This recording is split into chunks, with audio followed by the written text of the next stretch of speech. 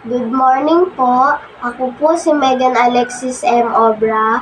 Ako po ay magluluto ng sinigang na bangos. Ang mga ingredients ko po ay kamatis, luya, kalamansi, sibuyas, siling haba, kangkong, okra, talong, bangos. Ang ating panimpla po ay asin. Ang uunahin po natin, hihiwain na po natin lahat ng ingredients.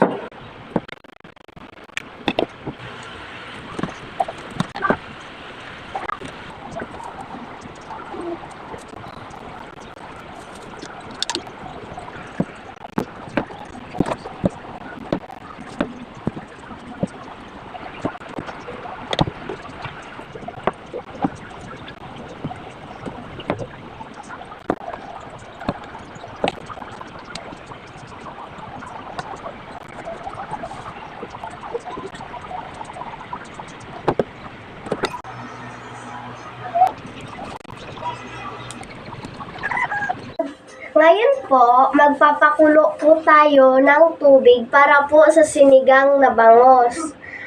Pag kumulo na po, saka po natin ilalagay ang sibuyas, kamatis, luya, pati na po ang asin.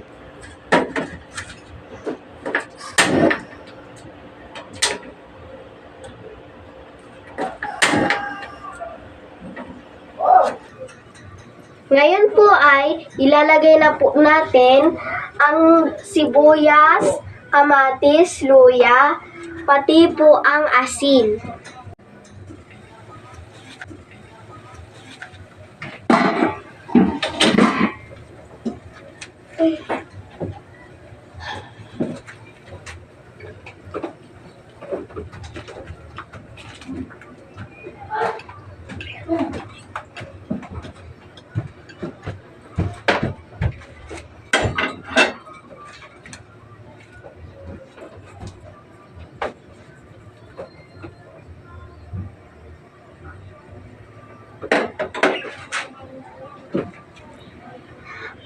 Pag kumulo po, pagtapos po, ilalagay na po natin ang bangos, okra, pati po ang talong. Ngayon po ay ilalagay na po natin ang bangos, okra at talong. Isabay na rin po natin ang pampaasim po sa bangos.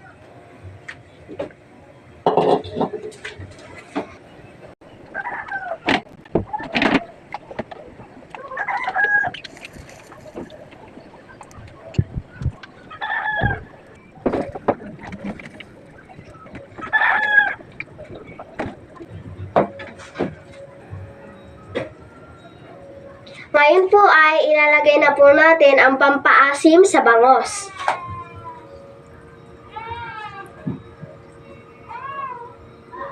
Ngayon naman,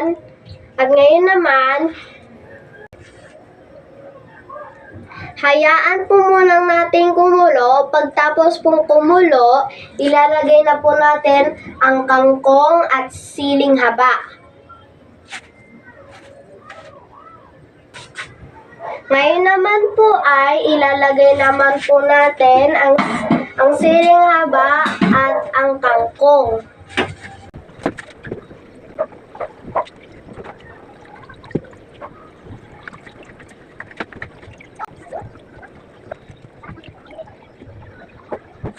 Ngayon po ay hayaan po nating kumulo.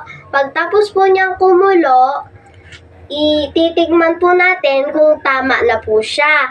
Pag hindi po, lalagyan po natin ng konting asin. Ngayon po ay titikman na po natin ang ating niluto. Pag di pa po masyadong malasa, lagyan po ulit natin ng konting asin.